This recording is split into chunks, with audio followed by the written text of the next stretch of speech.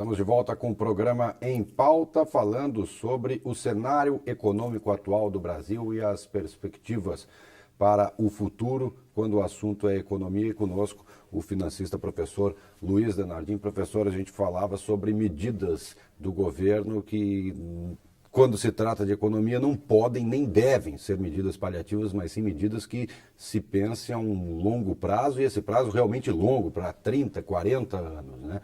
Essas medidas, volto a questionar o senhor, as medidas que estão sendo tomadas hoje são medidas emergenciais apenas e podem funcionar, nesse caso, medidas emergenciais?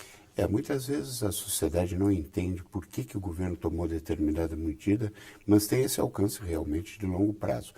Agora, só o que está se vendo hoje é tentativas de apagar incêndio, ou seja, como tranquilizar a sociedade que está em polvorosa, aí, que está indo às ruas, que está se manifestando, como calmar esses ânimos. E nem é tanto uma preocupação de ordem econômica, vamos dizer assim, de solucionar uma crise. Esse vai ser outro passo que vai ter que começar a ser tomadas medidas agora paliativas mesmo, né? Porque tem momentos e momentos. Esse momento é um momento de segurar a crise, né, para que ela não seja tão intensa que cause ainda mais problemas sociais. Imagina um desemprego em massa nesse momento em que nós estamos tendo dificuldades, as pessoas estão inadimplentes. 86% das famílias são devedoras hoje, ou seja, estão em atraso com as suas prestações. Desse total, 18% não vão ter condições nunca de pagar os seus empréstimos. Então isso é uma bomba relógio, né? Isso está armado para daqui a pouco essa pessoa ainda sendo desempregada ir para a rua. E pelos órgãos de proteção ao crédito ela fica impedida de consumir. De consumir. Ela não tem mais crédito. E aí, como é que faz? Nós temos um problema social aí pela frente muito grande. Vamos ter, se não forem tomadas medidas agora com essa conotação paliativa. Então, o governo tem que atentar muito para esse aspecto.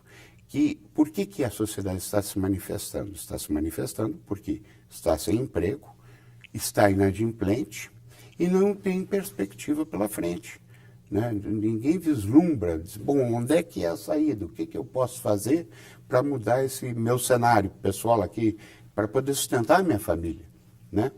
Não estou nem falando da classe baixa, que essa tem empregos baratos, né? Vamos dizer assim, e ela, de uma forma ou outra, ela substitui.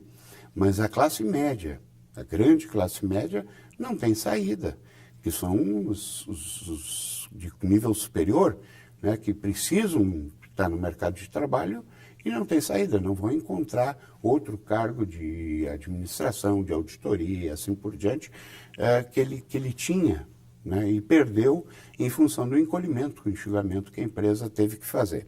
Então, nós temos aí um problema bastante grave aí, logo, logo. A tendência para o mercado, o senhor acredita que mais demissões? São mais demissões vindo nos próximos anos? Com certeza isso vai crescer enormemente e vai ser nesses moldes assim que tu colocaste antes. Grandes volumes de pessoas sendo demitidas. Veja você aqui o Rio Grande, por exemplo, né, que está com 18 mil desempregados, né, de uma população economicamente ativa, talvez de 23 mil pessoas, né? E agora, o que faz com esse pessoal todo, né? O governo pretende retomar contratos e tudo mais, mas quando vai ocorrer isso? E Rio Grande foi um caso específico dessas demissões pelos escândalos de corrupção, de desvios de dinheiro da Petrobras. Até que ponto esses escândalos afetam a economia? Eles afetam de uma maneira assim de que as pessoas perdem vamos dizer, seus valores, né? O que adianta eu ser honesto, eu estar me quebrando aí se o cara tem 157 milhões roubados no exterior? E não acontece nada? E não acontece nada. A falta de punição, às vezes... A impunidade tem sido um dos grandes fatores, né? E agora está aparecendo alguns casos, mas isso se disseminou, é uma coisa impressionante. Se disseminou na sociedade toda. A corrupção está incrustada, eu acho, no comportamento do brasileiro. Exatamente, e ninguém vê a coisa assim, bom, vamos fazer a coisa honestamente, seriamente. Não, É tudo com jeitinho, é tudo com... E a lei de Gerson ainda imperando, né? Todo mundo quer tirar vantagem em tudo. Parece que as pessoas têm que enriquecer de um dia para o outro. No nosso tempo se enriquecia trabalhando. Quanto mais tu trabalhava, mais tu ganhava. Quanto mais tu estudava, melhores postos tu ocupava. Esses valores estão desaparecendo na sociedade. É o cara que é malandro, é o cara que é esperto, é o cara que faz um trambique aqui ou ali que está se dando bem. Então isso tem que ser coibido. Né? E isso vai ter que ser coibido de uma forma radical. Eu não sei como. Alterando leis, Mas principalmente. as leis não têm essa influência porque o governo não consegue fiscalizar as leis. Não adianta tu fazer um calhamaço de leis, né, vamos falar no popular, e não ter fiscalização. É como a lei do fumo, por exemplo. Vamos pegar um exemplo, eu que sou fumante ainda, estou tentando parar, não previa sanção. Quer dizer, tu era autuado, mas não tinha multa. Né? Então, o que adianta uma lei sem multa? E o que adianta uma lei sem fiscalização? Ela cai no vazio, né? Se torna inócua. Então, e não adianta muito fazer leis, nós temos que começar com formação familiar. Para mim, o grande fulcro de toda essa problemática é a desagregação familiar. A falta de condições para a família de educar as pessoas, educar as crianças. Os pais hoje jogam as crianças na escola e acham que a escola tem que dar educação para essa criança que ele não deu, formação que ele não deu. Então, isso tem que haver um processo de longo prazo, aí sim, para poder mudar a mentalidade. Por quê? Porque o mundo lá fora não é assim. Nós somos assim, alguns países são assim, mas são países que estão ficando para trás na esteira do desenvolvimento, do crescimento. Em todos os aspectos. Em todos os aspectos. Segurança, economia, educação, saúde. Em tudo, todas as áreas, afeta todas as áreas. E o pessoal confunde muito a educação com dar recurso para fazer faculdade. Quer dizer, não, tem que educar lá embaixo, lá na família. Quando nasce, o pai e a mãe têm que ter condições de alimentar essas pessoas. Eu vou dar um exemplo aqui. Quando eu era secretário da Fazenda aqui no município, nós tínhamos um problema sério de merenda escolar. Porque a carne que tem que ser dada é uma carne com até 6% de gordura e só se enquadra nisso alcatra, filé mignon e picanha. As mais caras no mercado. Então, eu chamei as nutricionistas e olha aqui, vamos fazer o seguinte, vamos dar uma carne um pouco menor, um patinho, uma coisa assim, vamos fazer uma cesta no final de semana, que a criança vai para casa, para a família toda comer. Né? Por quê? Porque a criança comia aquela refeição maravilhosa na escola e chega em casa sábado e domingo e não tinha o que comer, porque o pai e a mãe não conseguiam dar esse padrão e nem outro padrão. Né? A lei não permite. Então, tem leis que têm que serem revistas. Né? Vamos modificar esse programa. Temos que dar o melhor para nossas crianças, temos. Mas não precisa ser filé mignon e picanha.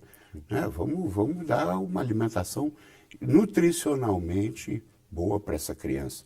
Como é dado, isso não tem dúvida. Então, esses são os problemas assim que nós temos que começar a pensar. Só aqueles probleminhas pequenininhos lá da família para poder resolver o problema do país. Porque essa geração está corrompida. Essa geração não sai mais dessas facilidades, desse ganho fácil. Né? Pode ser, temos que ter esperança que as próximas gerações vão modificar esse país. Certo. O senhor tem medo de que possamos voltar à década de 80, quando víamos no início de mês um supermercado lotado, com preços congelados, porque a inflação batia aí 900.000% ao ano, e se comprava, quando saía o salário, se entrava no supermercado e se comprava tudo de uma vez para congelar dentro de casa, porque no outro mês o preço já estava o dobro do valor. Mas nós estamos vivendo hoje uma situação pior do que naquela época. Porque toda semana já aumenta um pouco. Não é só por isso. Nós tínhamos 80% ao mês de inflação naquele período, aonde chegava no mês seguinte e havia uma correção monetária. Nós tínhamos um instrumento que corrigia isso, bem ou mal. Os salários subiam todo mês. Exatamente, bem ou mal havia uma compensação. E o dinheiro circulava, que é uma coisa importante. Isso dito por um bodegueiro, né? Depois você vê dinheiro. Ele se vendia, as coisas fluíam, o dinheiro, tinha dinheiro. Hoje não tem dinheiro. ninguém consome, ninguém gasta. Hoje, 10% de inflação, que é o que nós vamos chegar muito próximo disso, estamos em 8,12%, para 10% vai ser muito fácil. É pior do que esses 80%, porque não tem correção monetária. Então, tu, eu e os nossos telespectadores estão perdendo 10% real a cada mês. De poder de compra. De poder de compra. Isso se reflete nos carros, nessa diminuição de venda de carro, na diminuição de vendas até de supermercado, que é a última coisa que as pessoas deixam de consumir. Elas fazem as trocas de produtos antes para produtos mais baratos, até que chega num limite. Então nós estamos perdendo real e não temos mais correção monetária. E agora? Como é que faz? Existe possibilidade, ou pelo menos algo a se fazer para que o real volte a ser respeitado no mundo, como foi quando lançado em junho de 94? Não. Ou nós não vamos mais retomar uma moeda forte? Porque esse respeito depende da credibilidade do governo. Que está a sociedade civil não dá essa respeitabilidade ao governo. E, consequentemente, a nossa moeda tendência a diminuir. Fora os aspectos técnicos, né, de equiparação de bolsa, de cesta de moedas, que tem que haver, de preço de mercado, onde há oferta e procura. Mas a credibilidade de uma moeda está no seu governo. E quando o governo não tem credibilidade, a moeda despenca. Então nós vamos ter esse problema.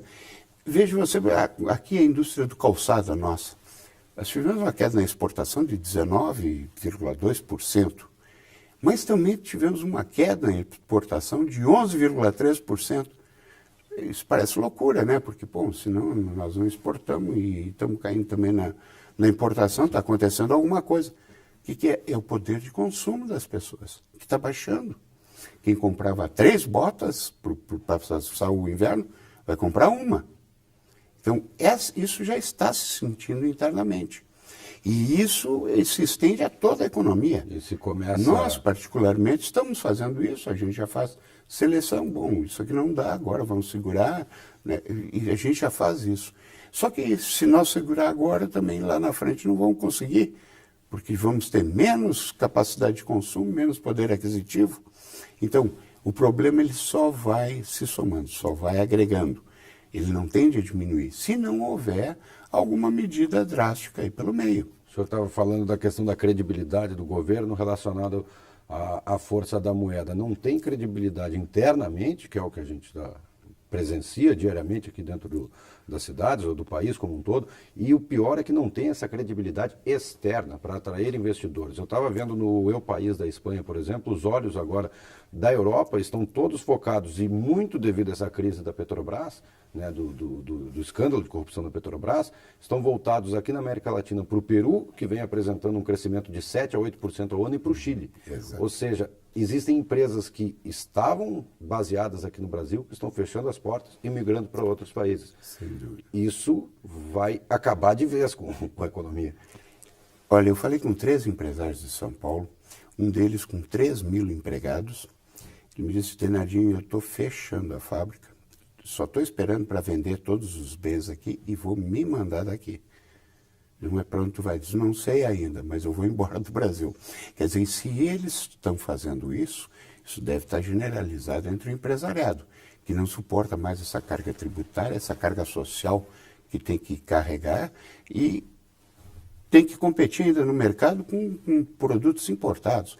Quer dizer, então fica uma situação muito difícil. É heróico hoje ser empreendedor nesse país, é heróico ser industrialista nesse país. E o governo está reformulando a economia, né? Porque ele consegue ser o único no mundo que aumenta juros e inflação ao mesmo tempo. Exatamente. Que é o princípio básico da economia: você aumenta os juros para segurar a inflação ou aumenta a inflação para diminuir os juros. Aqui é o contrário. E tem 2 instrumentos de política monetária que podem ser usados. Um deles é essa taxa de juros, aonde tu consegue fazer com que a inflação caia. Se tu baixar a taxa de juros, né, a taxa oficial.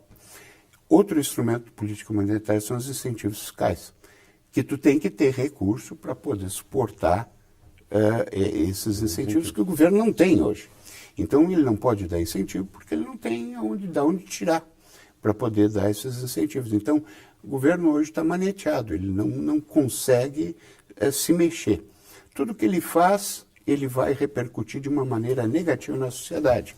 Veja esse caso agora das empregadas domésticas, né?